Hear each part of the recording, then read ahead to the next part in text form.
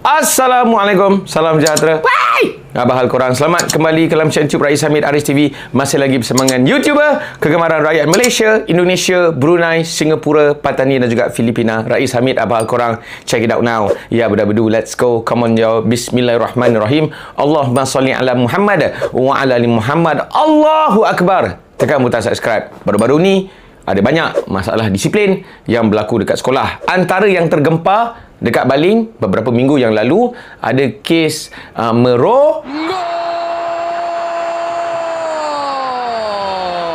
beramai-ramai ke atas seorang perempuan dekat sekolah menengah lah. Ada 4 orang ditahan, macam tu lah. 3 pelajar sekolah dan juga seorang bekas pelajar. Bukan setakat kejadian tu berlaku, tapi juga dirakam dan disebar budak-budak sekarang. Baru tadi aku baca berita semalam, sebenarnya ada kenyataan daripada pihak polis yang mengejutkan aku. Tulis dekat sini daripada Ketua Polis Kedah lah, Datuk Azil Abu Shah, berkata ini bukan kes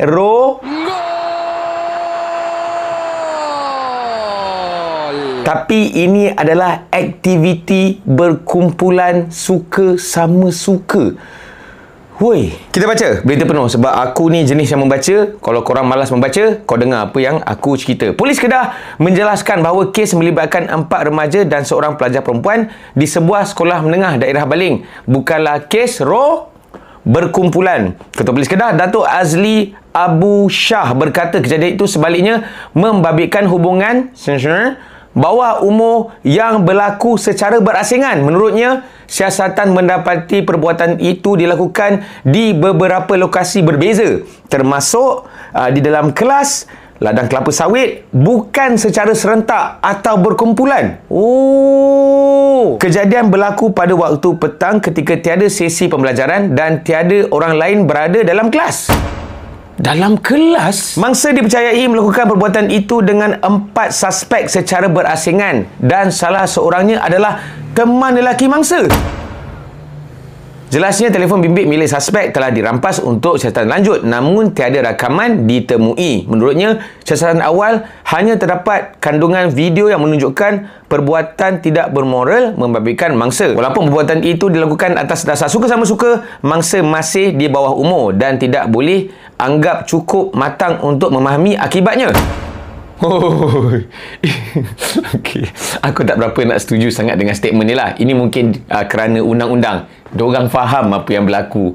Aduh, hai. Oleh itu, ia tetap diklasifikasikan sebagai bawah Seksyen 375B Kanun Keseksaan. Kes turut disiasat bawah Seksyen 8 Akta Kesalahan terhadap kanak-kanak kerana penyebaran bahan luj melibatkan individu bawah umur. Tambah beliau, seorang suspek adalah bekas pelajar yang telah dibuang sekolah, manakala 3 lagi suspek masih lagi bersekolah.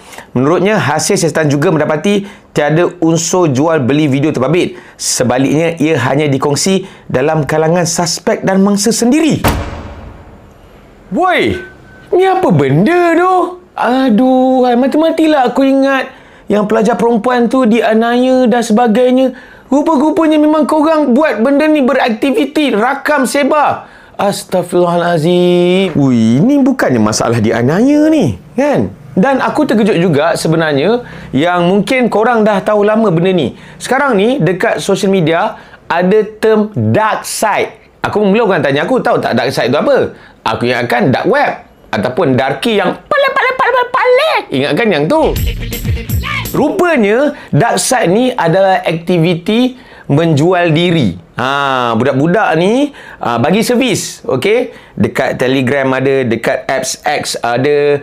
Dorang ni lah upload gambar apa semua, nak DM nak kena RM50 dan sebagainya. Dan benda ni berlaku seawal budak-budak perempuan ni 12 tahun. Aku cuba cari benda-benda ni kalau pernah di-highlight dekat parlimen.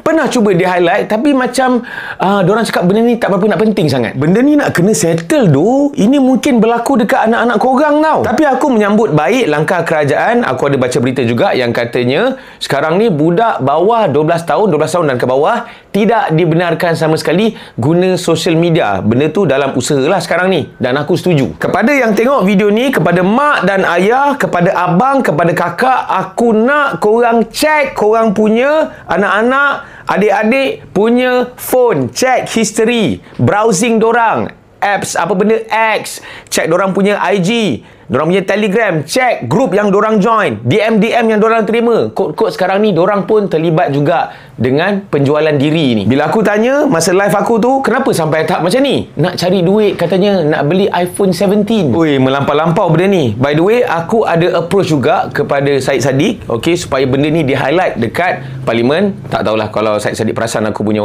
WhatsApp, dan juga aku ada highlight juga dekat Caprice, dan tak silap aku Caprice pun pernah juga highlight benda ni dekat dia punya podcast something macam tu lah. Benda ni sekarang tengah berleluasa dekat Malaysia, dekat social media, dekat level sekolah-sekolah, even dekat sekolah rendah, dan benda ni perlu dihentikan. Aku minta MC, Fahmi Fazil, siapa lagi, KPN, polis, KDN, tolonglah buat something. Benda ni sekarang tengah berlaku dan tengah hangat, dah tengah in sekarang ni. Aku risau lagi kita yang tua-tua ni, kita semua dah meninggal apa semua, yang tinggal sekarang anak-anak Malaysia semua jual beli badan macam tu je. Apa pendapat korang? Kalau korang suka dengan video ni, bolehlah share. Kalau ada sebarang komen, boleh komen dekat bawah. Jangan lupa untuk tekan butang like, butang subscribe, butang loceng untuk notification video-video daripada channel Rais Hamid selepas ini. InsyaAllah, seram aku. Semoga semuanya dimurahkan rezeki, dipermudah urusan. Jumpa lagi dalam next video. Assalamualaikum.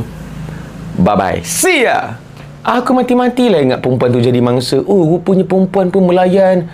Tukar video sama sendiri. Siut dah korang ni.